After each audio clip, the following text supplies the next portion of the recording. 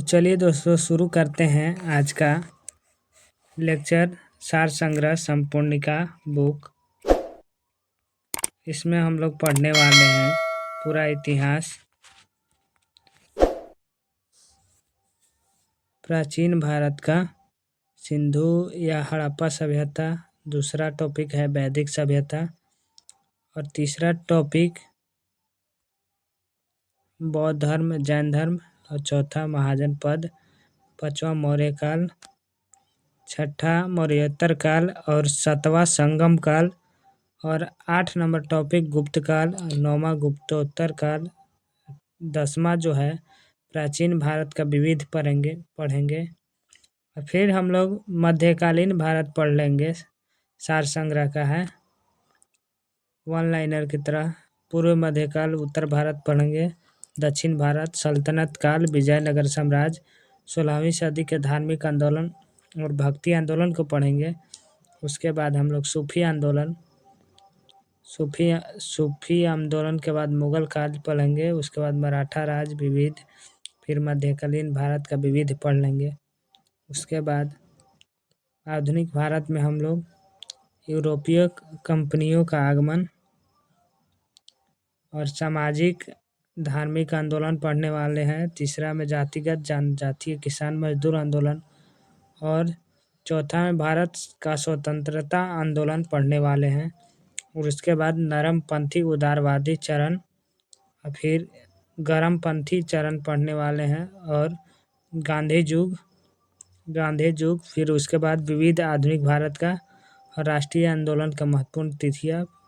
उसके बाद विश्व इतिहास की महत्वपूर्ण तथ्य।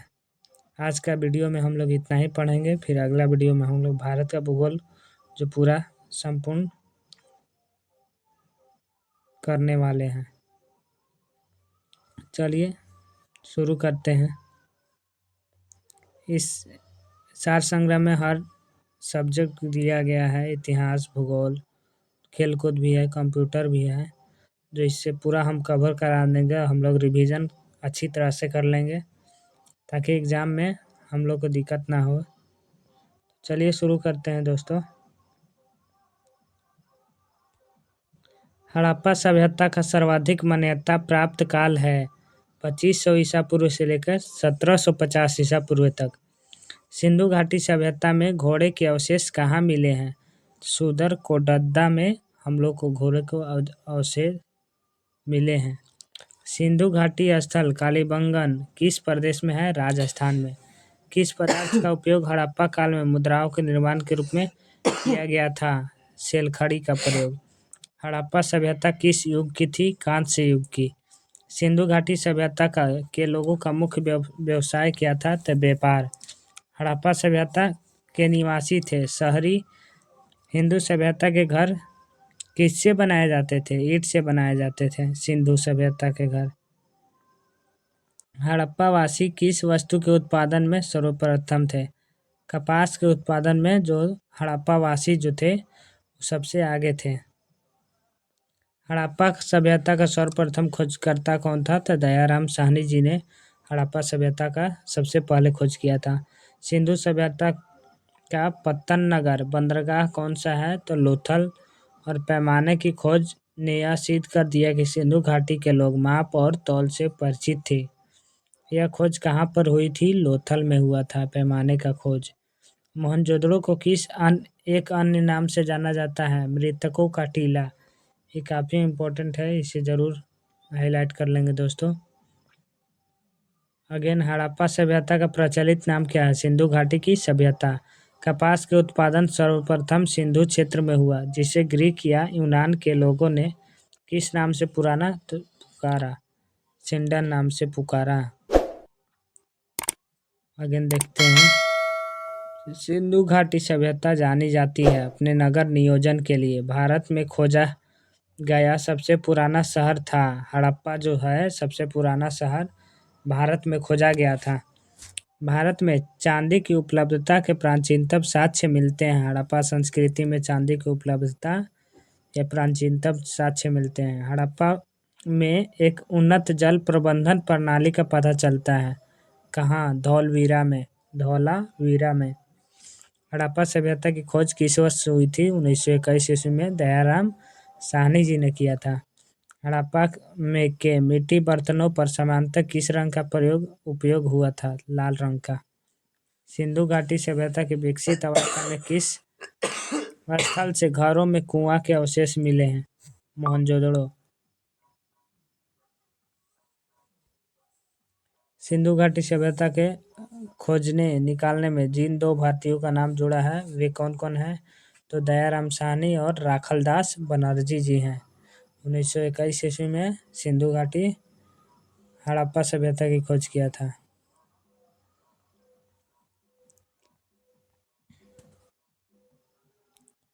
रंगपुर, जहाँ हड़प्पा की समकालीन सभ्यता थी, कहाँ? सौराष्ट्र में। हड़प्पा एवं मोहनजोदड़ो की पुरातत्व खुदाई के प्रभारी कौन थे? तो सर जॉन मार्शल जी थे। किस पशु की आकृति जो मुहर पर मिली है जिससे ज्ञात होता है कि सिंधु घाटी एवं मेसोपोटामिया की सभ्यता के मध्य व्यापारिक संबंध थे? बैल की मिली थी। हड़प्पा के लोगों की सामाजिक पद्धति कैसी थी? तो उचित सामंतवादी थी। हड़प्पा सभ्यता के अंतर्गत हल से जोते गए खेत के साक्ष्य कहाँ मिला है? कहाँ से मिला है? कालीबंगा से मिला है। सैंधव सभ्यता की ईंटों का अलंकरण किस स्थान से मिला है? कालीबंगा से। मोहनजोदड़ो कहाँ स्थित है? मोहनजोदड़ो सिंध में स्थित है। सिंधु सभ्यता में बृहत स्नानागार कहाँ पाया जाता है? तो मोहनजोदड़ो में पाया जाता है। हड़प्पा कालीन स्थलों में अभी तक किस धातु की प्राप्ति नहीं हुई है? लोहा का प्राप्ति अभी तक नहीं हुई है। किस पशु के अवशेष सिंधु घाटी सभ्यता में प्राप्त नहीं हुआ है? तो गाय का अवशेष नहीं प्राप्त हुआ है। स्वायत्तर भारत में सबसे अधिक संख्या में हड़प्पा युगीन स्थलों की खोज किस प्रांत में हुई है? तो गुजरात में हुई है। किस हड़प्पा कालीन स्थल से नृत्य मुद्रा वाली स्त्री की कांस्य मूर्ति प्राप्त हुई है? मोहनजोदड़ो से प्राप्त हुई है। हड़प्पावासी किस धातु से परिचित नहीं थे? लोहा से जो परिचित नहीं थे वहाँ लोहा नहीं मिला था। हड़प्पावासी हड़प्पा में। किस हड़प्पा कालीन स्थल से युगन सावधान साक्ष्य मिलता है? लोथल से। मानव समाज विलक्षण है क्योंकि वह मुख्यतः आश्रित रहता है सांस्कृतिक पर। सिंधु सभ्यता संबंधित है आदि ऐतिहासिक युग से। सिंधु सभ्यता जो संबंधित है आधे ऐतिहासिक युग से। ये बीपीएससी में पूछा गया है।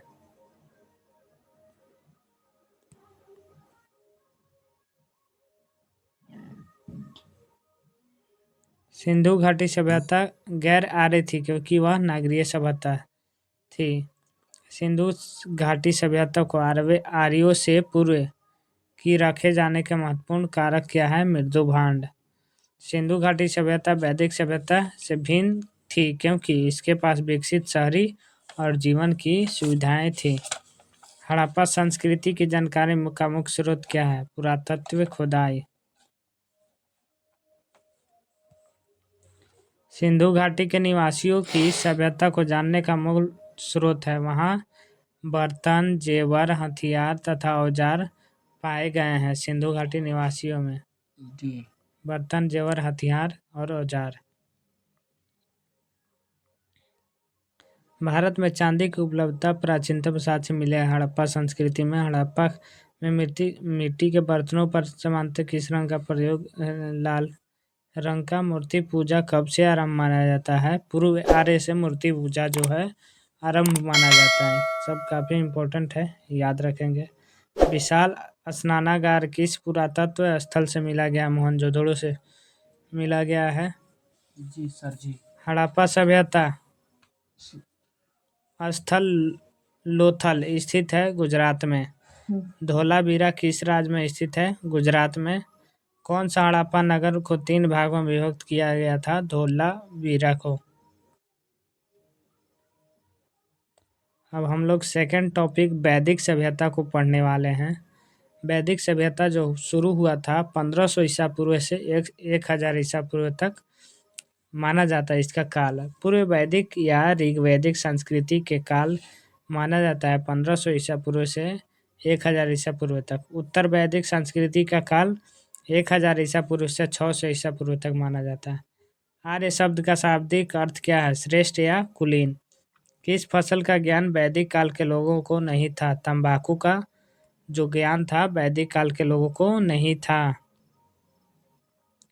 उत्तर वैदिक काल के वेद विरोधी और ब्राह्मण विरोधी धार्मिक अध्यापकों को किस नाम से जाना जाता है? तो श्रमण नाम से जाना जाता है। वैदिक गणित का महत्वपूर्ण अंग क्या है? तो 16 सूत्र। किस वेद में प्राचीन वैदिक युग की संस्कृति के बारे में सूचना दी गई है? ऋग्वेद में। वेदों की संख्या कितनी है? तो वेदों की संख्या जो है 4 है। भारत के राजची में प्रयुक्त होने वाले शब्द सत्यमेव जयते किस उपनिषद से लिए गए हैं? मुंडक उपनिषद से। ऋग्वेद आर्य का मुख्य व्यवसाय क्या था? पशुपालन। ऋग्वेद आर्य का मुख्य व्यवसाय जो था पशुपालन था। भारतीय संगीत का आदि ग्रंथ कहा जाता है सामवेद को। प्रमुख दर्शन और उसके प्रवर्तक देखने वाले हैं। सांख्य दर्शन के प्रवर्तक कौन थे? तो कपिल मुनि थे। न्याय दर्शन के गौतम बुद्ध जो न्याय करते हैं। चावाक दर्शन के चावाक थे।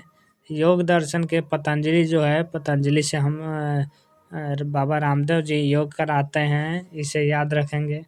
पूर्व मीमांसा को हम लोग जैमिनी से याद रखेंगे। उत्तर मीमांसा बादरा नारायण और वैशेषिक कनाद जी प्रवर्तक हैं, सब याद रखेंगे।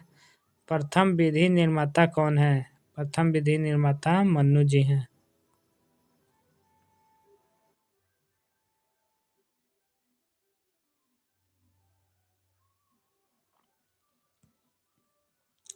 कृष्ण भक्त का प्रथम और प्रधान ग्रंथ है श्रीमद् भागवत गीता। ऋग्वेद में संपत्ति का मुख्य रूप क्या है? गोधन। ऋग्वेद में संपत्ति का मुख्य रूप गोधन है। ऋग्वेद के किस मंडल में शूद्र का उल्लेख पहली बार मिलता है? 10वें मंडल में। वेदों की ऋचाओं को पढ़ने वाले ऋषि को क्या कहते हैं? होत्री। ऋग्वेद में का संबंध किससे है? ईश्वर महिमा से। ऋग्वेद में कुल कितने मंडल हैं? 10 को मंडल है। ऋग्वेद में कुल सूक्तियाँ कितनी हैं? 1028 सूक्तियाँ हैं। ऋग्वेद की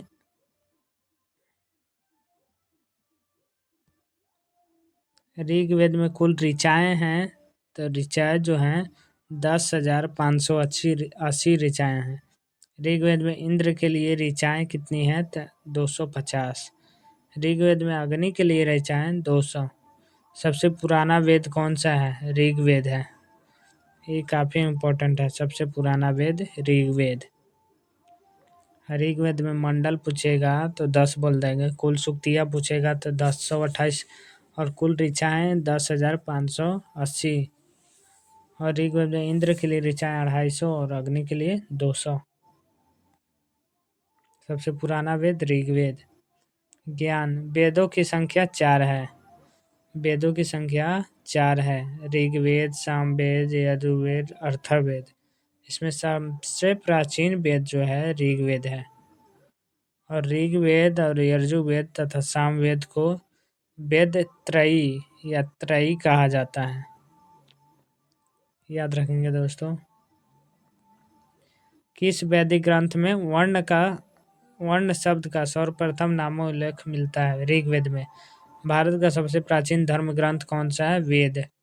अर्थव का अर्थ क्या है? पवित्र या जादू। पूर्व मीमांसा दर्शन के प्रतिपादक कौन है? जैमिनी। सबसे प्राचीन पुराण कौन सा है? मत्स्य पुराण। ब्राह्मण ग्रंथों में सबसे प्राचीन ग्रंथ कौन सा है? शतपथ ब्राह्मण। वर्ण व्यवस्था से संबंधित पुरुष सूक्त मूलतः पाया जाता है ऋग्वेद में। गोपथ ब्राह्मण संबंधित है अथर्ववेद में। उपनिषदों का मुख्य विषय क्या है? दर्शन। नचिकेता आख्यान का उल्लेख मिलता है कठोपनिषद से। पुराणों की संख्या कितनी है? 18। वैदिक धर्म का मुख्य लक्षण किसकी उपासना से था? प्रकृति के। किस देवता के लिए ऋग्वेद में पुरंदर शब्द का प्रयोग हुआ है? इंद्र देवता के लिए।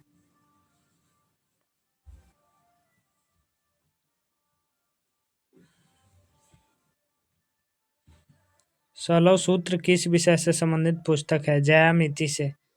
असतो मा सद्गमय कहाँ से लिया गया है? ऋग्वेद से। आर्य भारत में बाहर से आए और सर्वप्रथम बसे थे पंजाब में। ऋग्वेद में कौन सा मंडल पूर्णतः सोम को समर्पित है? 9वां मंडल जो है वो सोम को समर्पित है। प्रसिद्ध 10 राजाओं का युद्ध दशारथ युद्ध किस नदी पर लड़ा गया था? फरूनी।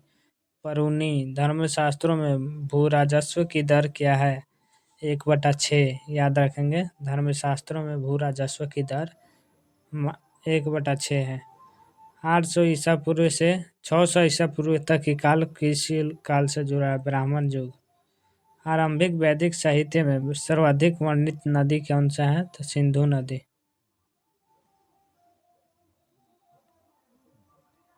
अगेन, उपनिषद काल के राजा अश्वपति कहाँ के शासक थे? उपनिषद काल के राजा अश्वपति कहाँ के शासक थे? तो कैकेय के। आध्यात्मिक ज्ञान के विषय में नचिकेता और यम का संवाद किस उपनिषद में प्राप्त होता है? कठोपनिषद में। वैदिक नदी कुबा काबुल का स्थान कहाँ निर्धारित होना चाहिए? अफगानिस्तान में। कपिल मुनि द्वारा प्रतिपादक दार्शनिक प्रणाली है सांख्य दर्शन। सांख्य दर्शन के प्रवर्तक कौन है? कपिल मुनि जी। भारत के किस स्थल की खुदाई लौह धातु के प्रचलन के प्राचीनतम प्रमाण मिले हैं? अंतरजिखाड़ा। किस काल में अछूत की अवधारणा स्पष्ट से उदय हुई है? धर्मशास्त्र काल में। गायत्री मंत्र देवी को संबोधित किस पुस्तक में मिलता है? ऋग्वेद में। न्याय दर्शन का प्रचारित किया था गौतम ने। प्राचीन भारत में निषक जाने जाते हैं स्वर्ण आभूषण। योग दर्शन के प्रवर्तक कौन है? योग कौन कराते हैं? तो पतंजलि के बाबा रामदेव जी। पतंजलि से योग याद रखेंगे। उपनिषद पुस्तकें हैं दर्शन पर। पूर्व वैदिक आर्यों का धर्म प्रमुखता था प्रकृति पूजा और योग। चरक संहिता नामक पुस्तक किस विषय से संबंधित है? चिकित्सा से। यज्ञ संबंधी विधि विधानों का पता चलता है यजुर्वेद से। वैदिक युगीन सभा क्या थी? मंत्री परिषद। वैदिक युग में प्रचलित लोकप्रिय शासन प्रणाली थी गणतंत्र। सबसे प्राचीन वेद कौन सा है? ऋग्वेद। काफी इम्पोर्टेंट। कौन भारतीय दर्शन का आरंभिक विचारधारा है? सांख्य। सांख्य, योग और न्याय, वैशेषिक मीमांसा और वेदांत, इन 6 भारतीय दर्शनों को स्पष्ट रूप से अभिव्यक्ति हुई वैदिक युग से।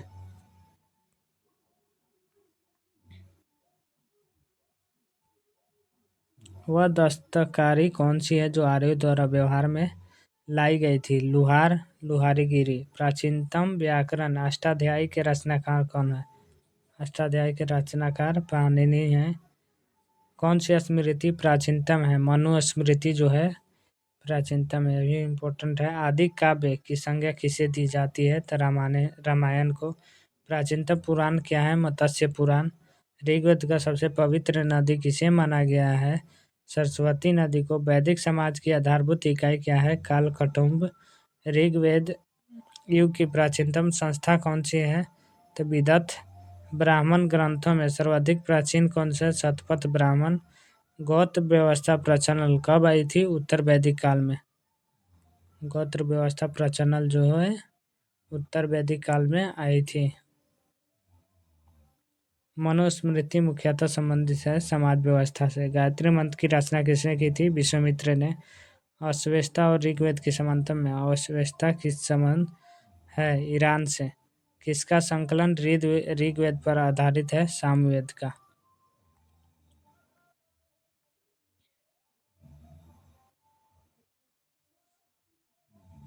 किस वेद में जादुई माया और वशीकरण का वर्णन है? अर्थवेद में। आर्य शब्द इंगित करता है निविजाति समूह को। प्राचीनतम विवाह संस्कार का वर्णन करने वाला विवाह सूक्त किसमें पाया जाता है? ऋग्वेद में। ऋग्वेद में अधन्य वाद एवं शब्द का प्रयोग किसके लिए किया गया था? गाय के लिए। ऋग्वेद में जो है अधन्य, जो वध का योग नहीं है, उसका शब्द का प्रयोग गाय के लिए किया गया था।